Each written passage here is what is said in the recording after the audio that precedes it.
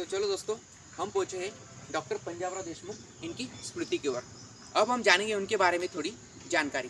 पहले हम नमन करेंगे भाऊ साहब उर्फ डॉक्टर पंजाबराव देशमुख उनको।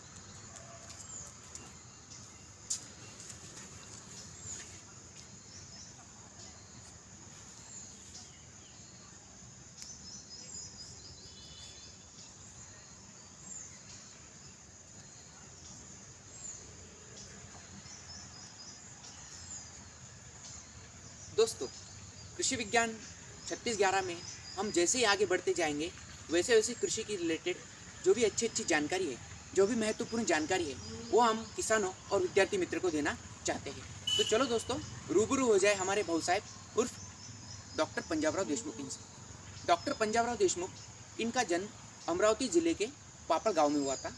उनका पूरा नाम पंजाबराव श्यामराव देशमुख था। दोस्तों, आपको शायद मालूम हो या ना हो, 1952 से लेकर 1962 तक जो 10 साल स्वतंत्र भारत के पहले कृषि मंत्री डॉक्टर पंजाबराव देशमुख रहे हैं। किसानों के प्रति उनकी बड़ी आस्था थी, बड़ी आत्मीयता थी, और स्पेशली वो विदर्भ रीजन से आते थे, इसीलिए उन्हें मालूम था कि विदर्भ की परिस्थिति क्या है, विदर्भ के किसान की हालत क्या है। इसीलिए कृषि के बारे में वो सदा अग्रसर रहते थे। वैसे ही जो शिक्षण है, उन्हें शिक्षण महर्षि भी कहा जाता है, और उनका जो योगदान है कृषि में, वो योगदान के कारण उन्हें कृषि क्रांति के जनक भी कहा जाता है। दोस्तों, 1952 में देश हाल ही स्वतंत्र हुआ था। तब भारत में अनाज की कमी थी। तो अनाज की कमी कैसे भर के लाई जाए, गरीबी, भूख और पिछड़ापन कैसे कम किया जाए, इसके कारण उन्होंने जापानी तंत्र से चावल उत्पादन का तंत्र लाया गया। वो पूरे देश में फैला गया और किसानों की उत्पादकता बढ़ी, भूखमरी कमी हुई।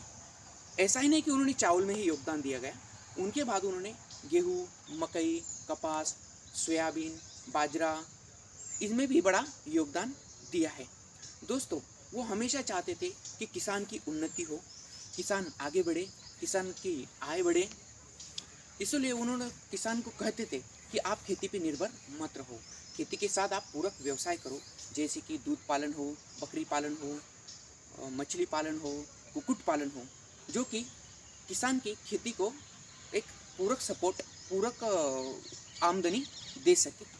किसानों को कैसे ज़्यादा से ज़्यादा उन्नत किया जाए, इसी कारण उन्होंने 1955 में भारत कृषक समाज की स्थापना की।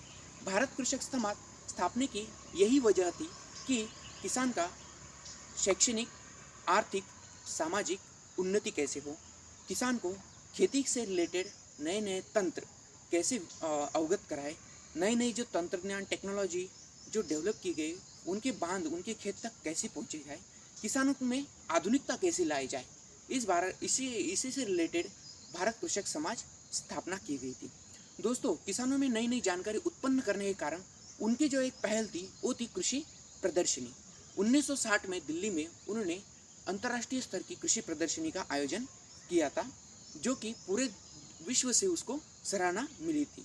वैसे ही आज भी विदर्भ में हम जहाँ खड़े हैं, डॉक्टर पंजाबराव देशमुख कृषि विश्वविद्यालय में हर साल उनके जन्मदिन पर कृषि प्रदर्शनी आयोजित किया जाती है, जिसमें नए नए तंत्र, नए नए वैरायटीज़, नए आधुनिकता की खेती, मैकेनाइजेशन की खेती, किसानों का आय कैसे बढ़े, किसान को खेती के प्रति आस्था कैसी उत्पन्न हो, इसके कारण कृषि प्रदर्शनी भराई जाती है।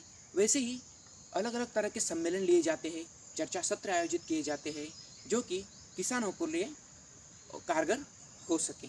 दोस्तों, ऐसे महान हस्ती जो शिक्षण महर्षि भी रह चुके और कृषि क्रांति के जनक भी रह सके, उनके नाम से विदर्भ में, अकोला डिस्ट्रिक्ट में ये विश्वविद्यालय, कृषि विश्वविद्यालय स्थापन किया गया। तो ऐसे महान व्यक्तिमत्व को मेरा शतशः नमन।